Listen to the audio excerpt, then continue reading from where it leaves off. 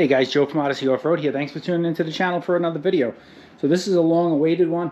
I keep getting asked, hey, when are you going to have some more Renegade content? And to be quite honest with you, this machine probably gets used the least out of all the machines I have. So that's why there's not a ton of quality material, uploads recently for it. So, but we've had this machine for exactly a year now. It's actually been about 13 months because I've been meaning to do this video a few weeks ago, but I just haven't gotten around to it. We were on a trip, and then I've just been doing some other things. So finally got around to it here. Got a day in the garage shooting some videos.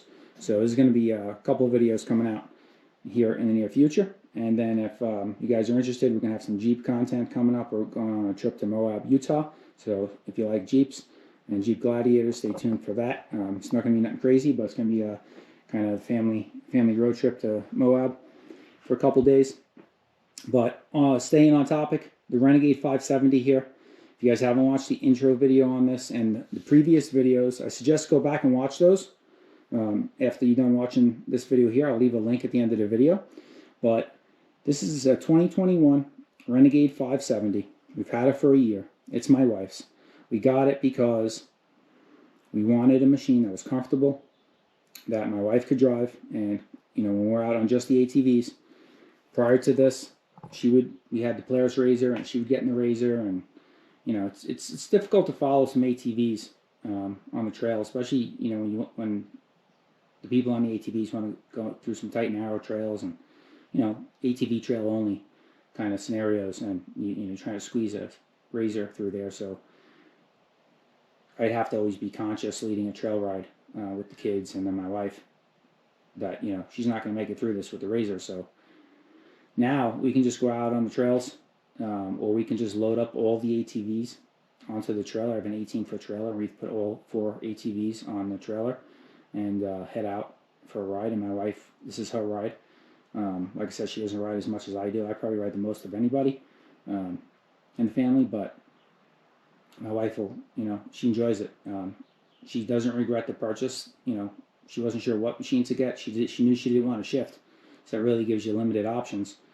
We didn't want to get like a Rancher or the Canam Outlander, or something with racks and stuff on it. She wanted something sporty looking and handling, but also something comfortable, and she didn't have to shift. And this machine really fit the bill. The 570 is more than enough power for her. It's more than enough power for a lot of people, I'll be quite honest with you. It is surprisingly quick. Top speed on this is about 73, 74 miles an hour, and that's stock. We haven't done anything to this other than a computer flash, which didn't increase the top speed at all. It just made it run a little more efficiently. From the factory, these things run very lean. Canada sends them over the border running very lean to just pass emissions here in the United States. And I think for also emissions in Canada as well, they're just as bad as we are, if not worse, when it comes to greenhouse and stuff like that. So they have them running lean. Can-Am's got them running lean from the factory, and they run hot to begin with, these machines, and when you're running that lean, it runs very hot. So we had the computer flash just to kind of help with the temps a little bit and help with the lean condition. This way, if I did a slip-on exhaust, it's not gonna be bad on the engine. It won't be running too lean. The temperature drop from the tune, it peaks out still over 200. It'll get to like 205, 207. Fan will kick on, and it'll drop fairly quickly into the 190s. But it fluctuates greatly in that range. Prior to the tune, it would stay closer to 200, to 207, 210, 212 sometimes. So the tune it didn't make a huge difference in temperature, but those couple of degrees on average of how it runs really is long-term benefit of the motor. Motor running lean for a long time is just going to wear more than a motor that's running with a proper air-fuel ratio. So that's the only reason we did it. Performance, I would say, is slightly better in acceleration with the tune. And the comparison I have for it is not an apples to apples, but pretty similar. We raced this machine against the Outlander 570, which is also the Can-Am. It's basically the same chassis, same motor, same transmission. You have different suspension setup and different plastics, different body. That's more of the utility quad. So it has the racks and all that. My sister-in-law wanted that, so that's the route she went. My brother has the Renegade 1000, and my sister-in-law has the Outlander 570. Her machine has a winch on the front. It's got power steering, so it's a little bit heavier than this machine. And in a drag race, this machine won by about 1 to 2 lengths. So it was, in my opinion, you know, in a short run, that's pretty significant just doing the tune. So is this machine maybe a little bit lighter, but we also switched riders. I'm heavier than my brother, and it didn't make a drop of difference. You know, I rode that one, the Outlander. He rode this one, and you know, we're probably 30 pounds difference weight between us, so that kind of offset a lot of it, and it didn't make a difference. The Renegade smokes it, you know, by at least a length or two every race, and we did it 3 or 4 races, and it was consistent. So, and I think that has to do with the tune. So, do I know for sure? No, I don't, because we didn't do it when the machine was stock. But so that's that. As far as other upgrades and mods we've done to it, really not a whole lot. I have a video out on that. I tried a Dalton clutch spring to see if that made a difference. I felt it didn't actually perform as well even as the stock primary spring, so I put it back to stock. I have a video out on that. I'm not going to get into depth, but you can check out that video. And then we added the Can-Am handguards. My wife wanted these. So this is a factory Can-Am part. Bolts up really easy. You can see it clamps there. And then you just pull the end cap out of your hand grips. We also, while we were at it, changed the hand grips to ODI Rogue lock-on grips. These things, I have them on, well, not every machine, but I have them on 3 or 4 machines. The only reason I don't have them on the 4th machine is my son's Polaris Outlaw 110. It's because he specifically wanted gray grips. You know, he's 6 and he had his mind set on gray grips, so we got him the Pro Taper pillow tops. They're gray, nice grips also. But these ODI grips we run on mine, the Raptor 700, and my daughter's Raptor 350, and then these here.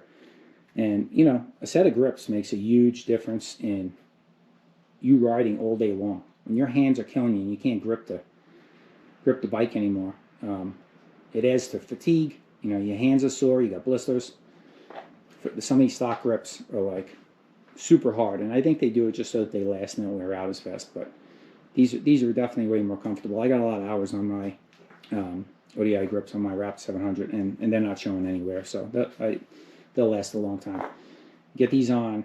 I got them on Amazon because you get them the next day. Honestly, most cases, next day or 2 days, if you have Amazon Prime, and they're like $25 for a set, maybe even cheaper. I might be exaggerating. But the handguards are a little expensive. They're $139, if I remember off the top of my head, for the kit.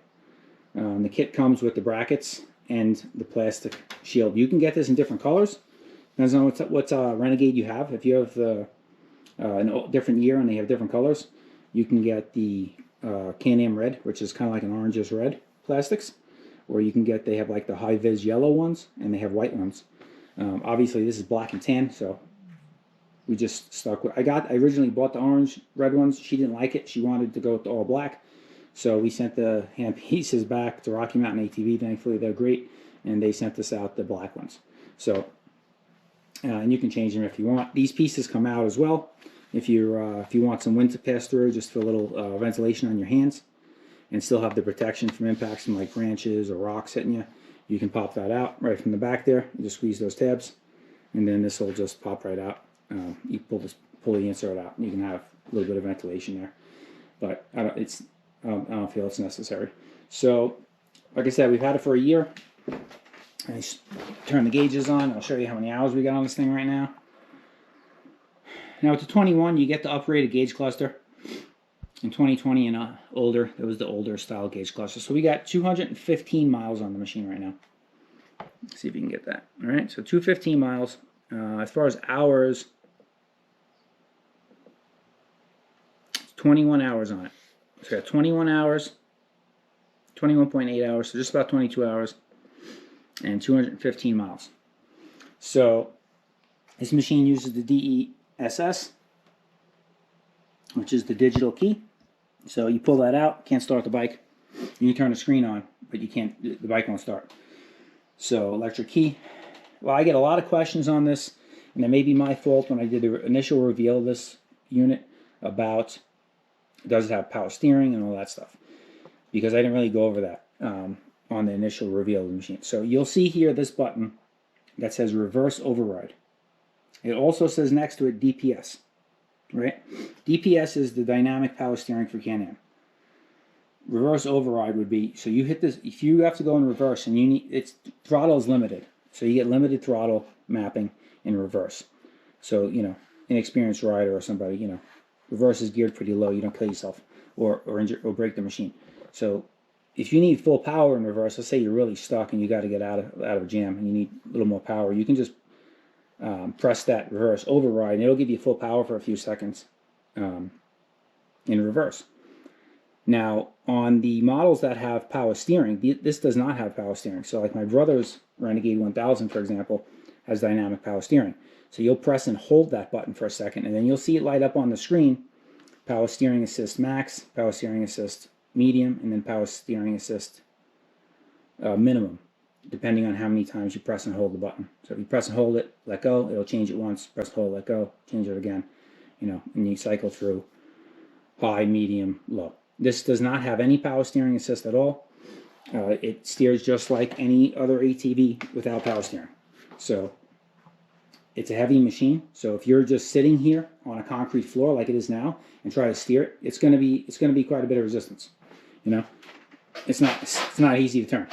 But you don't steer an ATV when you're sitting still.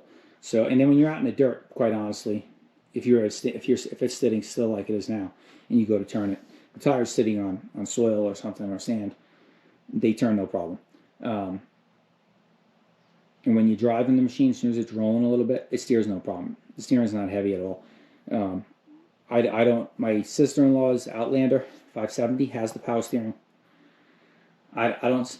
Is it nice? I'm sure, but this machine rides very comfortable and very nice. And I don't think you're really going to miss it, to be honest with you.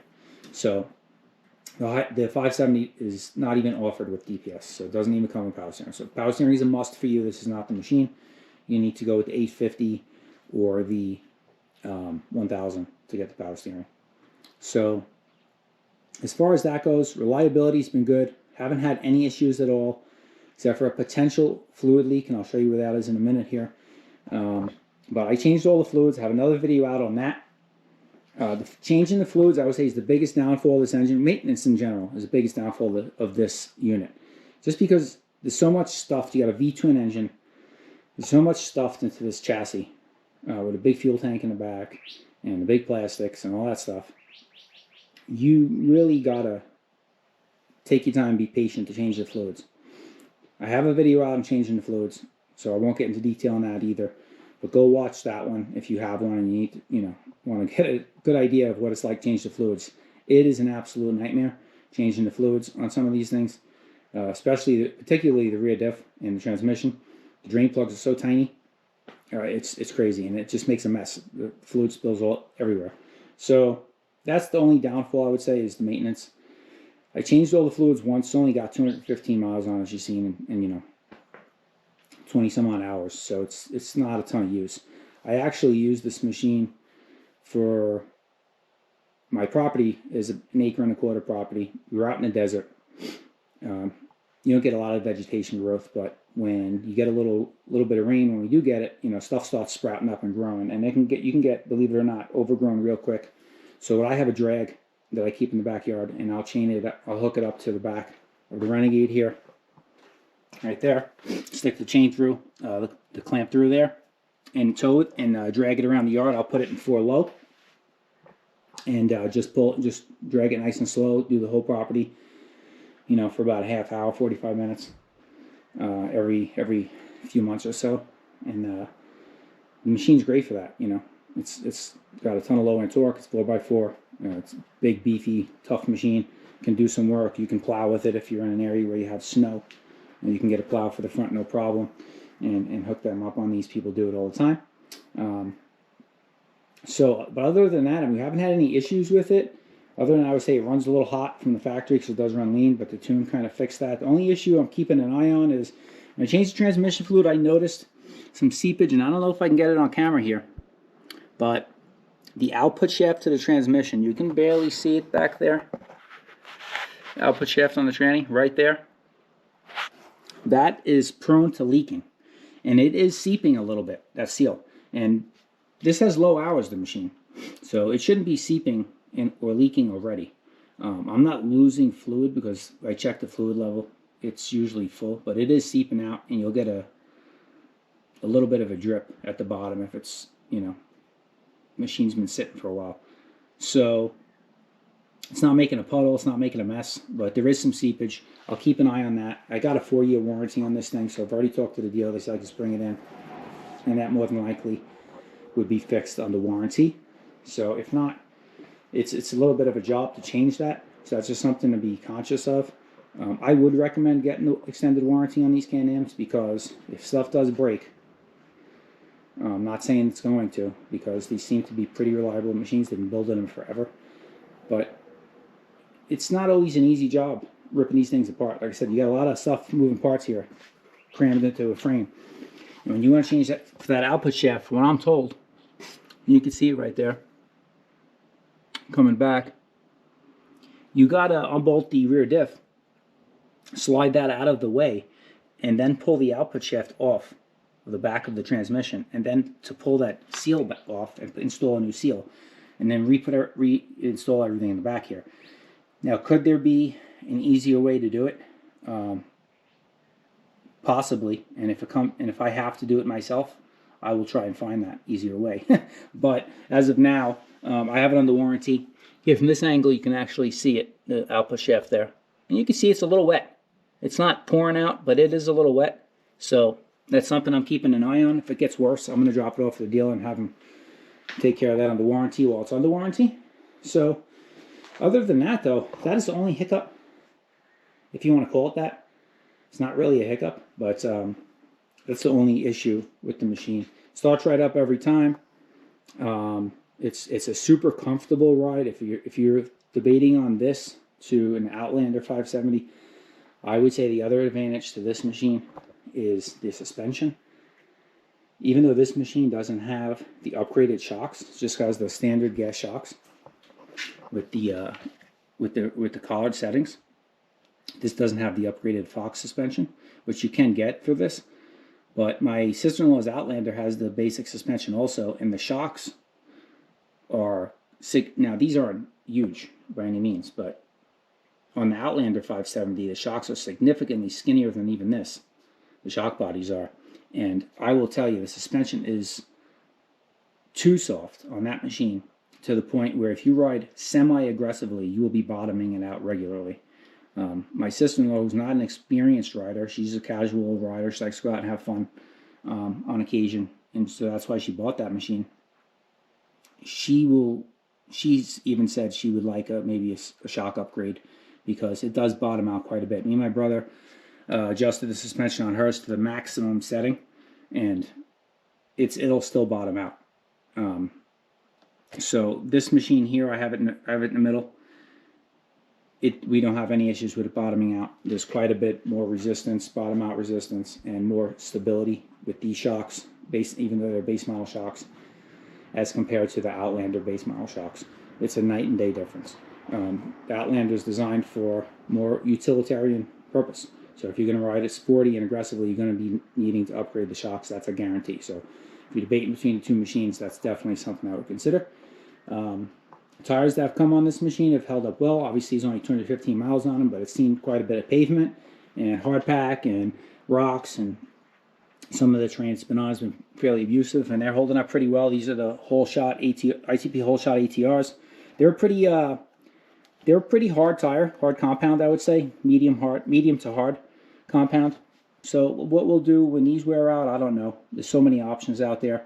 I'm not sure if we'll go with a square tire setup, which is like the same size in the back to the front, but so far so good with those. We do plan on doing a slip-on exhaust at some point, and if you've seen my videos on my Raptor, I have the Yoshimura exhaust. I love the quality of that thing. I actually have a video coming out about that, review on that exhaust, and some sound testing. The Yoshimura is a quality piece. We put a Yoshimura exhaust on my brother's Canam Renegade 1000. I have install a video and sound clips of that on my channel as well, so go back and take a look at that. But we may do that on this machine as well. She doesn't want nothing too loud. Anything you do on these Renegades makes it quite louder, but this is a 570, so it's not going to be like a 1000. The 1000 is a very loud machine when you're on it. So we may do a slip-on exhaust. The other one is an MBRP I was thinking about, which is not too loud. You don't have to repack it. It's a chambered muffler, and it's also a Canadian product to go along with the Canadian Can-Am theme here. So I was thinking about maybe getting that one as well. I haven't seen too many reviews on it or people that have installed it, so maybe I'll be the first to do an install and review on that exhaust for the 570, and so that's an option as well. But other than that, we don't plan to do a whole lot more with as far as modifications. I may do, you know, a shock upgrade down the road, but primarily, like I said, it's my wife using it. Doesn't get a ton of use. It's for when we all go out together and she wants to go out too, or when I'm dragging the property with it. It's a good multi-purpose machine. It's very well rounded. It does everything well. It handles good. It's got more than enough power, even for the, you know, experienced rider. I have taken this thing out on the trails in the desert behind my house and ripped around for an hour or so and had a blast. You could put it four-wheel drive, climbs anything. It's really a nice machine. So if you guys thinking about getting one, you're on the fence, you're not sure what you need as far as power, and you're on a budget, I don't think you'll be disappointed with the power of this machine. Is it not going to win any drag races, and it's not going to pop a lot of wheelies off the line, because the power is mostly once it gets going, and I would say low, mid-range, and up is where the power kind of comes on, right from a dead stop. Unless you're in low gear, it's not going to throw you off the bike. So if you want that, get the 1000, because you'll stand that thing up on pavement with just the blip of a throttle. That thing is ridiculous. So, but this 570 has been good. It's reliable. Nothing's broke so far, knock on wood. Other than that little bit of seepage we got there, which we'll keep an eye on. So that's it as far as mods, though. You got the hand grips and the hand guards. I know I've been droning on a little bit. This video's getting long in the tooth, so I'll kind of cut it short. But, like I said, this machine's been good so far. Do not regret the purchase. If you're on a budget and you're on the fence about buying one, I would buy it. I'd give it a thumbs up. It's been a good unit. If anything goes wrong, you guys will be the first to know, like I do with everything. Extremely transparent here on this channel. If something breaks, something's not working out, we'll point it out to you, so you guys don't, can make a quality decision on your purchase. So thanks for tuning into this video. I know it's been long awaited. Everybody's been asking, when are you going to do another video on the Renegade? It's for some reason it's extremely popular on the channel, the Renegade, and I don't do a lot of videos on it, so I'm sorry about that. We'll try to get some more content out on it. Maybe some rides. It's getting summertime. It's summertime here now. It's just about, so it's super hot in Arizona. Getting out on ATVs is difficult right now. So it's, it was 105 yesterday. It's 100 degrees today, and we're only in May. So we'll see what happens. We'll get some riding footage of this. Maybe we'll do some clips with it versus the Outlander. If I can get my brother to get his wife's Outlander out, we'll do some side-by-side comparisons on that for you guys. But thanks for tuning into the channel. Smash that like button if you liked the video, if it helped. Leave a comment below. That helps the algorithms out a lot. A lot of you guys like the videos. Don't leave a comment. Leave a comment. Even if you just want to say hi, you got a question. Doesn't matter how many, how dumb you think the question is. Don't be embarrassed to ask. I may not have the answer, but if I can help you, I will. And subscribe to the channel if you haven't already. Appreciate you guys tuning in, and ride safe out there.